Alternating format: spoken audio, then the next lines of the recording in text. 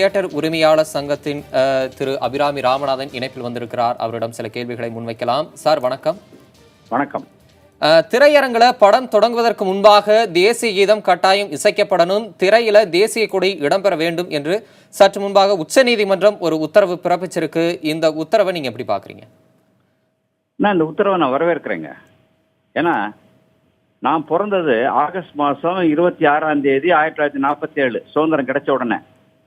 அப்ப இருந்த ஒரு தேசிய பற்று இப்ப இல்லாம போயிட்டு இருக்கும். ஒரு சந்தேகம், எங்க தேசிய கீதம் பாட்டாலும் அது யாருக்கும் அது என்னன்னு புரியவும் இல்லை, பாடவும் தெரியல. அப்படி இருக்கையில இது எல்லாரையும் பழக்கப்படுத்துறதுக்கு சினிமா ஒரு நல்ல கருவி. அதனால சினிமா படம் ஆரம்பிக்கிறதுக்கு முன்னால தேசிய கீதத்தை போட்டா முதல்ல எல்லாரும் மரியாதை எந்திரிச்சு நிற்பாங்க. அந்த டயத்துல யாரும் நடக்கக்கூடாதுன்னு தெரிஞ்சுக்குவாங்க, புரிஞ்சுக்குவாங்க எல்லாரும். அதே சமயம் அதை பாட கத்துக்குவாங்க. அதனால இந்த ஒரு உத்தரவை நான் மேலும் மேலும் வரவேற்கிறேன்.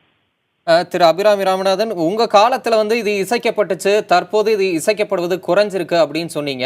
உண்மையிலே இன்னைக்கு தமிழகத்தில் உள்ள திரையரங்குகள்ல என்ன நிலைமை இருக்கிறது?